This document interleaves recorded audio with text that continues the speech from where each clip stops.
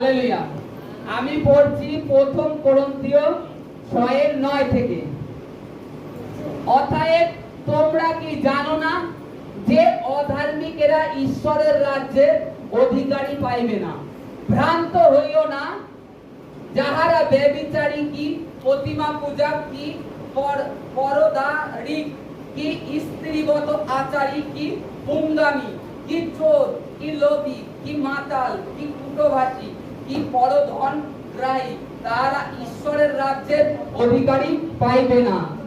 আর তোমরা কেহ কেহ সেই প্রকার লোক ছিলে, কিন্তু তোমরা প্রভু যীশু খ্রিস্টের নামে আমাদের ঈশ্বরের আত্মায় আপনাদিগকে ধৌত করিয়াছ, পবিত্র হইয়াছ, ধার্মিক গণিত হইয়াছ। হালেলুয়া। বলছে পবিত্র শাস্ত্র বাইবেলে বলছে তোমরা কেমন লোক ছিলে। প্রভুকে যখন না জানতে তখন কেমন লোক ছিলে সেটাই বাইবেলে বর্ণনা করেছে। কিন্তু জানার পরেও তোমাদের মধ্যে থেকে এই সমস্ত গুলো কি তোমরা বের করেছো তোমাদের জীবন থেকে? প্রভুর বাক্যে বলছে তোমাদের জীবন থেকে এই সমস্ত কিছু কি বের করেছো? তোমরা যে প্রভুর পথে জীবন যাপন করছো, করার ফলে তোমাদের যেগুলো প্রভু আদেশ দিয়েছে পবিত্র আত্মার মাধ্যমে, সেগুলো কি তোমরা পালন করছো? এর লেখার মানে কি? আজ্ঞা, ঈশ্বরের আজ্ঞা, তিনি আমাদের কাছে আজ্ঞা দিয়ে গেছে, এই আজ্ঞাগুলো আমাদেরকে পালন করা। প্রথমে কি বলছে দেখো, প্রথমে বলছে অতএব তোমরা কি জানো না যে অধার্মিকেরা ঈশ্বরের রাজ্যের অধিকারী পাইবে না? হালেলুয়া। অধার্মিক কারা? শুনি। ঈশ্বরকে জানে না তো একরকম, দ্বিতীয়ত ঈশ্বরকে জানলে হবে না। প্রভুর রক্তে কি ধৌত হয়েছে? যে প্রভুর রক্তে ধৌত হয়নি তাকেই অধার্মিক ধরা হয়। বাইবেলে এটাই আমাদেরকে শিক্ষা দিচ্ছে। যারা প্রভুর রক্তে ধৌত হয়নি তারাই অধার্মিক। তারা কোনো মতে আজকে প্রার্থনায় আসে, ঠিক আছে, তাদের শারীরিক চাহিদা কিংবা জগতে বেঁচে থাকার জন্য যে সমস্ত সামগ্রী প্রয়োজন আছে তার জন্য আসছে, কিন্তু প্রভুর রক্তে সে নিজেকে ধৌত করেনি। প্রভুর রক্তে ধৌত করা মানে কি? প্রভুকে স্বীকার করে নেওয়া যে জীবন মরণ প্রভু আজকের থেকে তোমার, এই জীবন মরণ, আর প্রভু যীশু খ্রিস্টের পবিত্র নামেতে নিজেকে ধুয়ে ফেলা তার রক্তে। সে বাইবেলে লেখা আছে সে ধার্মিক গণিত হয়ে গেছে। সে ধার্মিক হয়ে গেছে যে প্রভু যিশুতে বিশ্বাস করেছে আর নিজেকে ধৌত করেছে যে ঈশ্বরের একমাত্র পুত্র ঈশ্বর আমার পাপের জন্য এই পৃথিবীতে পাঠিয়েছেন, আর সে আমার পাপ বহন করে নিয়ে গেছে। অর্থাৎ সে আমাকে যেটা করতে বলেছে আমি সেটা করব। এবার কি হচ্ছে? আমরা আসছি প্রার্থনায়, নিজেদেরকে ধুচ্ছি না, প্রভুর আজ্ঞা পালন করছি না। তাহলে কি হচ্ছে? তারা অধার্মিক। ঈশ্বরের আজ্ঞা না মানাই অধার্মিক। এবার অধার্মিক কি? যে নেশা করে, ভাঙ করে, আরে সে তো একরকম, ওটা তো জগতে। নেশা করা, মন্দ কর্ম করা, এটা তো অধার্মিকতার মধ্যেই পড়ছে। কিন্তু তুমি ধার্মিকতার পথে চলেও নিজেকে যতক্ষণ না প্রভু যিশুর রক্তে ধৌত করছো ততক্ষণ তুমি ধার্মিক গণিত হচ্ছ না ঈশ্বর সদা প্রভুর সম্মুখে। আজকে আমরা ঈশ্বরকে আদার্স যদি জগতিক ভাবেও থেকে দেখেছি কিভাবে ভগবান, কখনো আমরা পিতা বলার সুযোগ পেয়েছি? পাইনি। কারণ কি? আমাদের মধ্যে সেই পবিত্র আত্মা, পুত্রের আত্মা ছিল না, তাই আমরা পিতা বলে ডাকতে পারতাম না। ভয় করতাম তাকে ডাকলে, ভয় পেতাম। একটা রোগ হলে বলতাম কোনো সমস্যা আসলে ভগবান দিয়েছে, তাই আমার এই জীবনে এটা। এখন কি বলি? এখন আমরা ঈশ্বরকে জানি যে পিতা, আমাদের জাগতিক পিতা মাতা যেরকম আমাদের জন্য ভাবেন, আমাদের ভালো কামনা করেন, আমাদের শরীর সুস্থ থাকে, তদ্রূপ স্বর্গীয় পিতাও তিনি আমাদের জন্য সেইরূপ ভাবেন, সেইরূপ চিন্তা করেন, সেইরূপ চিন্তা করেন। তাহলে এখন কি আর বলি যে আমাদেরকে ভগবান কি ঈশ্বর আমাদের এই সমস্যা দিয়েছে? দেয়নি। কারণ তার পুত্রের মাধ্যমে জেনেছি ঈশ্বরের স্বভাবটা কি, ঈশ্বরের চরিত্রটা কি। আমরা যদি বাইবেলে দেখি, এক সময় ফিলিপ বলছে, প্রভু যীশু খ্রিস্টের 12টা শিষ্য, তার মধ্যে একজন ছিলেন ফিলিপ, বলছে প্রভু আমাদেরকে পিতাকে দেখান। যীশু খ্রিস্ট একবারে বলেনি কালকে দেখাবো, কিংবা সন্ধ্যের সময় দেখাবো, কিংবা ফিলিপ তুমি যখন মরবে তখন তুমি পিতাকে দেখবে, এ কথা বলেনি কিন্তু বাইবেলে। প্রভু বলছে তুমি আমাকে দেখে নিয়েছো না, হয়ে গেছে তোমার দেখা পিতা। কেন বলেছিলেন? প্রভু বলছে আমি পিতাতে আছি, পিতা আমার মধ্যে আছে।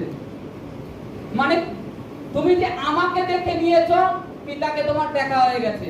তোমার মরলে পরেও দেখতে হবে না, কিংবা তোমার হাত থেকে কালকে আমি দেখাবো, কিংবা 6 মাস পরে দেখাবো, কিংবা তুমি পবিত্র আত্মায় পরিপূর্ণ হবে তারপরে পিতাকে দেখবে না। পিতাকে তোমার দেখা হয়ে গেছে। আমাকে দেখে নিয়েছো মানে পিতাকে তোমার দেখা হয়ে গেছে।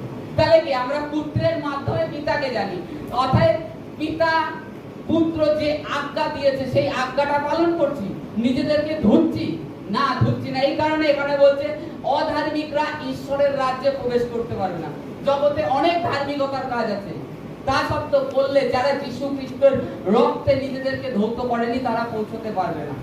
তারপরে কি বলছে দেখুন, এখানে বলছে ভ্রান্ত হইও না, ভ্রান্ত হইও না যারা ব্যভিচারী কি প্রতিমা পূজা। হালেলুয়া। বলছে ব্যভিচারী কারা? যাদের স্ত্রী আছে তার সাথেও পরপুরুষের সাথে সম্পর্ক রিলেশন থাকে, তারা ব্যভিচারী। তাদের স্বামী আছে কিংবা কোন স্বামীর স্ত্রী আছে ঘরে, তা সত্ত্বেও অন্য আরেকজন মহিলার সাথে তার সম্পর্ক, এরা হচ্ছে ব্যভিচারী। এরা পাপ করছে, এরা কোনো মতে যেতে পারবে না ঈশ্বরের রাজ্যে। আর দ্বিতীয়ত বলছে প্রতিমা পূজা। কেন বলেছেন বাইবেলে? কেন বলেছেন প্রতিমা পূজা যারা তারা যেতে পারবে না? কারণ এখানে পবিত্র শাস্ত্র বাইবেল বলছে ঈশ্বর আত্মা, আর আমাদের ভারতবর্ষে হিন্দু শাস্ত্র ভগবত গীতায় লেখা আছে ঈশ্বর আত্মা। এই যে আমরা বলি আদিতে বাক্য ছিল, বাক্য ঈশ্বরের কাছে ছিল, বাক্যটা ঈশ্বর। এই ভগবত গীতায় বলছে বাক্য ব্রহ্ম, শব্দ ব্রহ্ম। তা আজকে সেই শব্দ কোথার থেকে আসছে? ঈশ্বর আমাদের মধ্যে যে আত্মা দিয়েছে তার থেকে আসছে। তাহলে আমরা জেনে শুনে, এই কারণে রোমীয় অধ্যায় বলছে যারা ঈশ্বরকে জেনেছে, জেনেও সৃষ্টির বস্তুর আরাধনা করেছে, এরা ঈশ্বরের রাজ্যের অধিকার পাবে না। কেন? স্পষ্ট পরিষ্কার ভাবে বাংলায় লিখে দিয়েছে। কেন? তারা কি জেনেছে ঈশ্বর সম্পর্কে যে এইভাবে লিখে দিল? কেন লিখে দিয়েছে? কারণ তারা ঈশ্বর সম্বন্ধে জেনেছে, আর ঈশ্বর আদেশ দিয়েছে যে আমার বিকল্প তোমরা কিছু করো না, আমি ব্যতীত তোমাদের কোনো ঈশ্বর নেই, তা সত্ত্বেও তোমরা এগুলো করছো। তাহলে তোমরা কি ঈশ্বরের রাজ্যে পৌঁছতে পারবে? কোনো মতেই যেতে পারবে না, স্পষ্ট বারণ করছে। তারপরে বলছে পরদারি কি স্ত্রীবত আচারী, কি পুঙ্গামী, কি চোর, কি লোভী, কি মাতাল, কি কুটভাষী। পরদারিক মানে এটাও সেই স্বামী স্ত্রীর যে একটা পরদারিক, যারা থেকে অন্যের সাথে রিলেশন থাকে বিয়ের আগেও, মনে করো বিয়ে হয়নি, যৌন রিলেশন যাকে বলে, সেইটা করে যারা, তাদেরকে বলছে। আজকে মানে ছেলে মেয়ের বয়স হওয়ার আগে তারা নিজেদের থেকে নিজেরা অনেক কিছু করে ফেলে দিচ্ছে। আর এই ধরনের লোক এখন পৃথিবীতে প্রচুর আছে, প্রচুর। তারা যদি মন না ফিরায় কোনো মতে তারা স্বর্গের রাজ্যে যেতে পারবে না, আর নিজেদেরকে খ্রিস্ট যিশুর রক্তে ধৌত না করে। তারপরে বলছে স্ত্রীবত আচারী, যারা পুরুষ হয়েও, যারা ছেলে মানুষ, তারা যদি একজন স্ত্রীর মতন আচরণ করে, স্ত্রীর মতন আচরণ করে, কিংবা একটা মহিলা মেয়ের মতন আচরণ করে, সে কোনো মতে ঈশ্বরের রাজ্যে পৌঁছাতে পারবে না।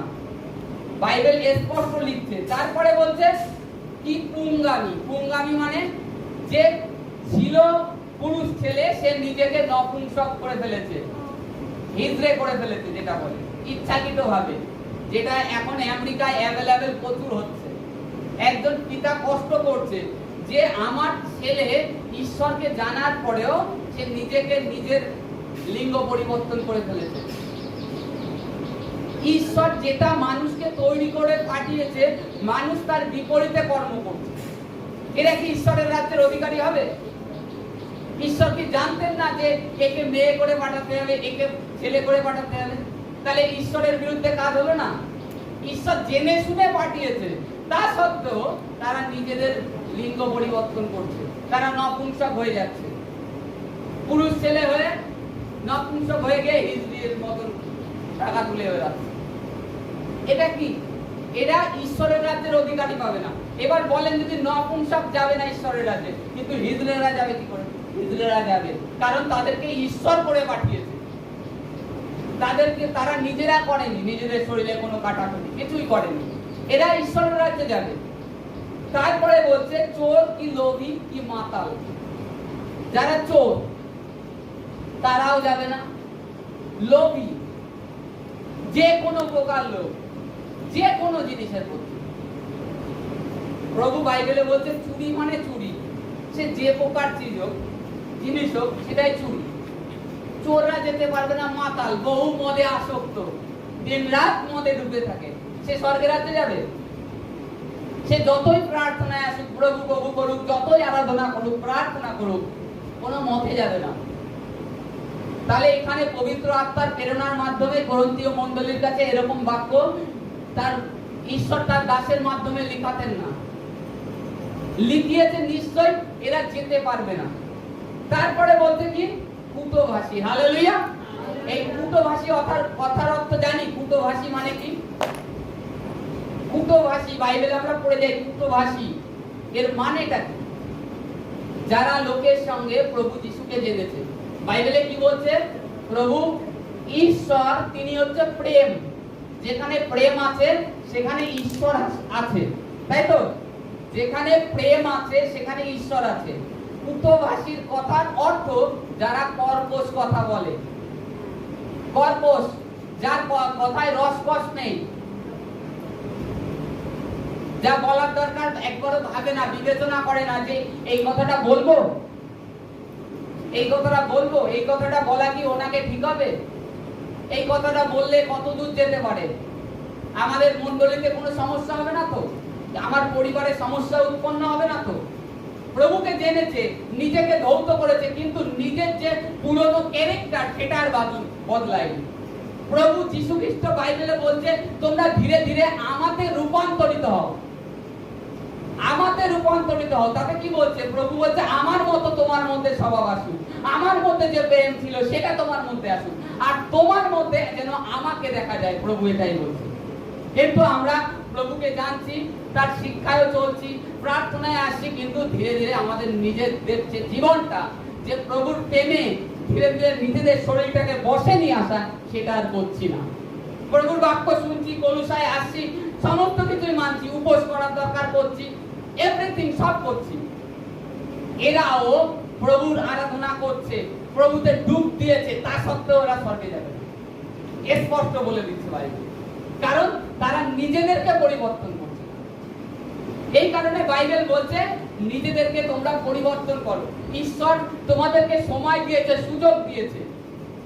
ঈশ্বর তোমাদেরকে সময় কেন দিয়েছে? এই সুযোগটা দিয়েছে কেন? আজকে দেখো তোমরা কত সুন্দর এখানে আরাধনায় প্রার্থনায় এসে বসে রয়েছে, অথচ তুমি যে দেখো যে এখন এই মুহূর্তে পৃথিবীতে কত লোক তারা নিদ্রাগত হয়ে গেছে, তারা এই পৃথিবীর আলো আর দেখতে পাচ্ছে না। কত লোক! তাহলে তোমরা কি ধন্য নয়? তোমাদের ঈশ্বর এই যে জানার সুযোগটা করে দিয়েছে, তোমরা ধন্য নয়? ধন্য। তা সত্ত্বেও তোমরা খ্রিস্টের অনুগ্রহ থেকে নিজেদেরকে বঞ্চিত করে রেখে দিয়েছো, নিজেদের জীবনটাকে পরিবর্তন করতে চাচ্ছ না। তোমরা জগতেও থাকতে চাচ্ছ, আবার প্রভুতেও থাকতে চাচ্ছ। এর জন্য প্রভু যিশু বলছে যে এক ভৃত্য দুই কর্তার দাসত্ব করতে পারে না। হয় ঈশ্বরের দাসত্ব করো, নাই জগতের দাসত্ব করো। যেখানে কোনো আশা নেই, জগতের কোনো আশা নেই, কিন্তু তোমরা প্রভুকে জানার পরে তোমাদের মধ্যে আশার আলো জেগে উঠেছে। কেন? অলরেডি প্রভু জ্যোতি, আলো। তার জন্য তোমাদের মধ্যে সেই আলো, বেঁচে থাকার আলো, জীবনে চলার আলো। প্রভুকে স্থির থেকে দাঁড়িয়ে থেকে তুমি চলতে থাকো, যত বড় সমস্যা আসুক, জগতের লোকরা নিরাশ হয়ে তারা মারা যায়, কিন্তু বাইবেলে বলছে ঈশ্বর সদাপ্রভু তোমার জীবন্ত, তিনি তোমাকে দীর্ঘ আয়ু দেবেন বলেছে যখন, সেটা তিনি তোমাকে দেবেন। তিনি প্রতিজ্ঞা করেছেন, তিনি মানুষ নয়। তার বাক্যে বিশ্বাস করো, তার বাক্যে বিশ্বাস করো। কিন্তু আমরা আমাদের মতো জগতেরও চলতে চাই, জগতের অভিলাষেও মত্ত হতে চাই, আবার প্রভুরও প্রয়োজন আছে। হ্যাঁ, সদা সর্বদা ধরো। আর বাইবেলে এটাও বলছে প্রভুতে তোমরা আনন্দ করো সদা সর্বদা। প্রভুতে আনন্দ করতে বলেছে। কেন বলেছে?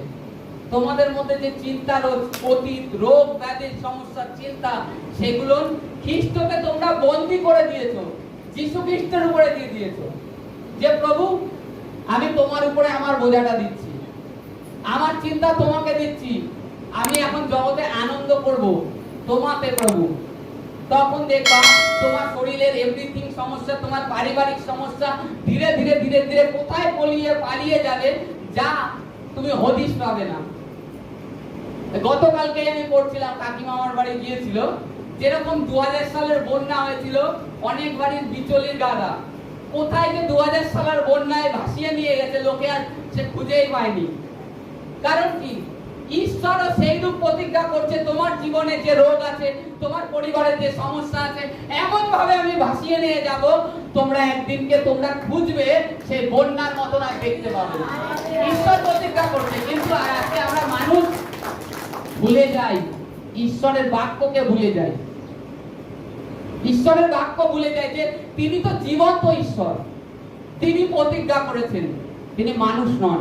আজকে উতভাসী নিজেদেরকে পরিবর্তন করো, নিজেদেরকে পরিবর্তন করো, খ্রিস্টকে রূপান্তরিত হও, তোমার মধ্যে যীশু খ্রিস্টকে দেখা যাক। তুমি তোমাকে কেন দেখাবে? প্রভু তোমাকে দেখতে চাইনি। তুমি যেমন আছো, টেরা আছো, বেকা আছো, কিংবা তুমি কালো আছো, ফর্সা আছো, নাটা আছো, যা আছো, প্রভু তোমাকে ভালোবাসেন, অলরেডি তোমাকে ভালোবাসেন, তাতে প্রভুর কোনো সমস্যা নেই। কিন্তু প্রভুর এটাই সমস্যা, তোমরা ধীরে ধীরে আমাকে রূপান্তরিত হও, আমার চরিত্র তোমার মধ্যে দেখা যাক। প্রভু এটাই বলছেন। কিন্তু তোমরা ছোটখাটো কথা নিয়ে একে অপরের কথা বন্ধ করে দাও, একে অপরের সাথে। তোমরা তো বাইবেলে বলছে, প্রভু বলছে তোমরা ভ্রাতা ভগ্নীগণ, প্রভুতে তোমরা ভ্রাতা ভগ্নীগণ। তোমাদের মধ্যে এগুলো কেন দেখা যাবে? তা তোমরা যখন প্রভুকে জানার পরেও তোমাদের নিজেদের স্বভাবটা পরিবর্তন করছো না, তুমি কি করে বলতে পারো আমি খ্রিস্টতে আমি স্বর্গে যাব? না, বাইবেল পুরো বারণ করছে, পুরো মানা করছে যে এই ধরনের লোকেরা কোনো মতে স্বর্গে যাবে না। আমরা তো এই কথায় বলে আমরা শুনেছি যে দুই নৌকায় মা পা দিয়ে চলা যায় না, হয় জগতে থাকো নয় প্রভুতে থাকো। প্রভুতে দেবো, দেখো প্রভুতে কি শান্তি আছে। দাদাই তো গত সপ্তাহে বলছিল, একটা লোক তার 60 থেকে 70 কোটি টাকার মালিক, অথচ সে প্রার্থনায় এসে চটের উপরে বসে রয়েছে। তা বলছে আপনার কি অভাব? বলছে আমার টাকা পয়সার অভাব নেই। কিসের অভাব? মনে শান্তি নেই। শান্তি কোথায়? প্রভুর কাছে। সে তার এত টাকা, এত অর্থ, তার সত্ত্বেও প্রভুর প্রার্থনা। আজকে নিজেদেরকে পরিবর্তন করতে হবে, তবেই আমরা আরেকজনকে পরিবর্তন করতে পারবো। আমাদের কর্কশ স্বভাব নয়, আমাদের মধ্যে প্রেম, আমাদের বাক্য সামথিং। আমি বলছি, ও আপনাদের এক বোতল জল নিয়ে আসেন তো, এই কথাটা যদি বলি, আপনাদের এক বোতল জল এনে দেন, সেটা কেমন হয়? সেটাও, ওটাও কিন্তু জল আনতে বললো, এটাও জল আনতে বলা হলো। এইটাই আমাদেরকে পরিবর্তন করতে বলছে। যীশু খ্রিস্টের প্রেম তোমাদের মধ্যে প্রকাশ পায়। তার থেকেও যদি কোনো মধুর ভাবে ডাকা যায়, সেই ডাকটা দাও। যে দেখো যে শক্ত ব্যক্তি, কর্কশ ব্যক্তি, সে বলে যাবে, সে হয়তো তোমার সাথে সমাজ কথা বলে না, তুমি এমন ভাবে মিষ্টি মধুর ভাবে কথা বললে সে বাধ্য তোমাকে জল দিতে, তোমার সাথে কথা বলতে। কিন্তু তোমরা নিজেদের জেদকে বজিয়ে রাখবে। ও যতক্ষণ কথা না বলবে আমি ততক্ষণ কথা বলবো না, ও যতক্ষণ আমাকে না ডাকবে আমি ততক্ষণ আসবো না। যে এটা হচ্ছে কি, তোমাদের মধ্যে একরকম দিয়াবল তোমাদের মধ্যে অন্ধকার সৃষ্টি করে রেখে দিয়েছে, আর তোমরা বুঝতে পারছো না। তোমরা বলছো দোষ কতদিন ধরে যাচ্ছি, ও পরিবর্তন নেই। আরে তোমার ভাইয়ের চোখে কড়ি কাটতে দেখছো, নিজের চোখে যে কুটা গাছ রয়েছে সেটা আর দেখতে পাচ্ছ না। প্রভুর এত ভাবে ভেঙে কেন বলার দরকার ছিল বাইবেলে? আমাদেরকে যেন আমরা ঈশ্বর, আমাদের প্রভু যেরকম পবিত্র সেরকম আমরা পবিত্র হতে পারি, আর ধীরে ধীরে তার মতন রূপান্তরিত হতে পারি। কিন্তু আমরা তার দিকে লক্ষ্য করছি না, তার দিকে আমরা লক্ষ্য করছি না। আমরা ভাবছি যিশু খ্রিস্টতে বাপ্তিস্ম নিয়ে নিয়েছি, বাস এনা। হ্যাঁ, ঈশ্বর এটা চান যে প্রত্যেকটা সন্তান তার সুস্থ থাক, প্রত্যেকটা সন্তানের জীবনে অভাব দূর থাক। কিন্তু তোমরা নিজেরা চাচ্ছ না তোমাদের জীবনের ভালো, নিজেরা চাচ্ছ না। তো ঈশ্বর তোমাদের মধ্যে পাওয়ার দিয়েছে, শক্তি দিয়েছে, তোমরা নিয়ত সেটাকে বলছো না, করছো না। ওই একদিন বলেছি যা আমার হয়ে গেছে। নিজেদের পরিবর্তন করো, খ্রিস্টের চরিত্র আনো, খ্রিস্টের স্বভাব আনো, শয়তান অলরেডি এমনি পালিয়ে যাবে। বাইবেল বলছে শত্রুকে আমাদের পায়ের তলায় দিয়েছে, দিয়াবলকে আমাদের পায়ের তলায় দলার ক্ষমতা দিয়েছে, ঈশ্বর দিয়েছে। কি বললাম? আমাদের বাড়ির, মনে করুন এটা আমার বাড়ি, আমি কোনোদিন আমার বাবা আদৌ আমার বাড়ির জমি যে ভাগটা আমাকে কতটা দিয়েছে আমি জানি না, কারণ কোনোদিন দলিল দেখিনি। দলিলে কি আছে, কার নামে কট্টু, হয়তো কাউর মুখে শুনেছি এই পুরোটাই আমার, ওই সেই অবধি ওই আমার। তারপরে কোনোদিন খুলে দেখিনি। পরে যখন মৌরির কাছে যাওয়া হয় তখন দেখি কি যে জমির অর্ধেক ভাগ আমার দাদার কাছে, তাই তো? এরকম হয়। এক সময় অধিকার চালিয়েছি, কিন্তু যতটুকু আমাকে দিয়েছে ততটুকুই আমাকে পেতে হবে।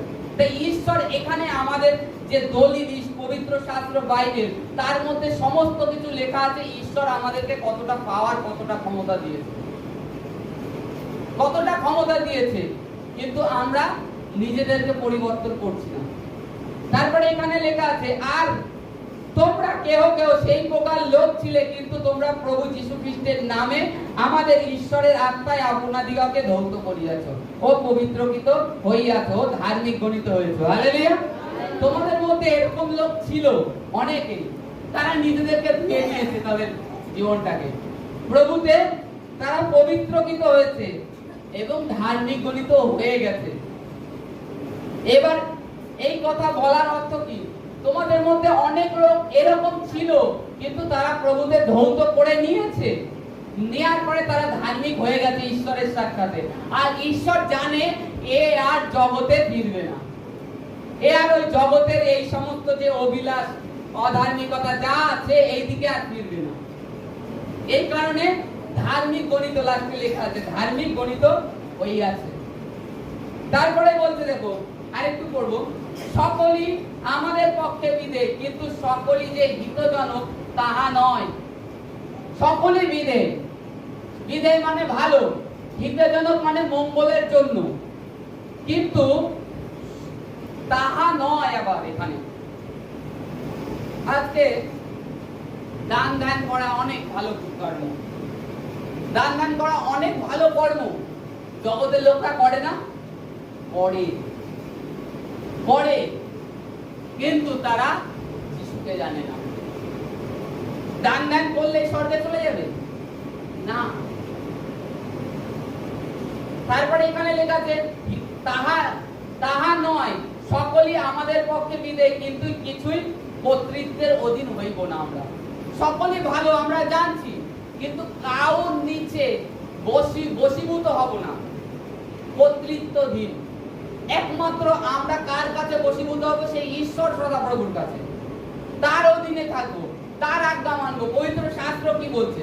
জগতের লোক অনেক কিছু বলছে, আজকে এ জিনিস, আজকে ও দিন, আজকে এ তা, অনেক কিছু দেখিয়ে দেয় আমাদেরকে, কিন্তু প্রভু বলছে তুমি আমার উপরে বিশ্বাস করো, আমি তোমার সৃষ্টিকর্তা, আমি তোমাকে রক্ষা করব। তিনি প্রতিজ্ঞা করছেন, কিন্তু তোমরা জগতের মানুষের কথায় নিরাশ হয়ে যাচ্ছ, বলছো না, পাল্টা উত্তর দিচ্ছ না যে আমার ঈশ্বর রয়েছে। আর বাক্যে লেখা আছে 7 দিনই পবিত্র করেছে ঈশ্বর। আর আমার জন্য 7টা দিনই পবিত্র। আজকে মঙ্গলবার, শনিবার, বৃহস্পতিবার যা হোক আমার জন্য পবিত্র, অপবিত্র কিছুই নয়। তারপরে এই যে তার আগে বললাম ধার্মিকতার কার্য জাগতিক লোকও করছে, কিন্তু তারাও বলছে, আমরা যেরকম বলছি তোমরা পাপ করো না, পাপ করো না, তোমরা ধার্মিকতার পথে ফেরো, জগতেও এই শিক্ষা সব জায়গায় দিচ্ছে। তাতে কি হবে? তারা প্রভু যিশুকে জানে না, এই কারণে তারা ঈশ্বরের রাজ্যে পৌঁছতে পারবে না, কিন্তু তারা আদার্স শিক্ষা সমস্ত কিছুই দিচ্ছে। তারপরে কি বলছে দেখুন, খাদ্য উদরের নিমিত্ত এবং উদার খাদ্যের নিমিত্ত ঈশ্বর উভয়কে লোভ করিবেন। হালেলুয়া। খাদ্য কিসের জন্য তৈরি করা হয়? খাওয়ার জন্যই, পেটের জন্য। বলছে পেটের জন্য। খাদ্য উদরের জন্য আর উদর খাদ্যের জন্য। পেটটা ঈশ্বর নির্মাণ করেছে খাদ্যের জন্য, আর খাদ্য নির্মাণ করেছে পেটের জন্য। এই দুটোকেই লোভ করবে। আজকে তোমাদের মধ্যে বিবাদ দলাদলি কোথা থেকে হয়? খাদ্যের জন্য। তোমরা নিজেদেরকে খ্রিস্টের বশীভূত কেন করো না? তোমরা খ্রিস্টের বশীভূত কেন করছো না? বাইবেল স্পষ্ট বলছে, কিন্তু আমরা দলাদলি করছি। এ হয়নি, তা হয়নি, এ পায়নি। এটা ঈশ্বরের বাক্য, পবিত্র শাস্ত্র বাইবেলে বলছে। আমি বলছি না আমার নিজের থেকে, কেউ নিজেদের মাইন্ডে নেবেন না, ঈশ্বরের বাক্যে বলছে।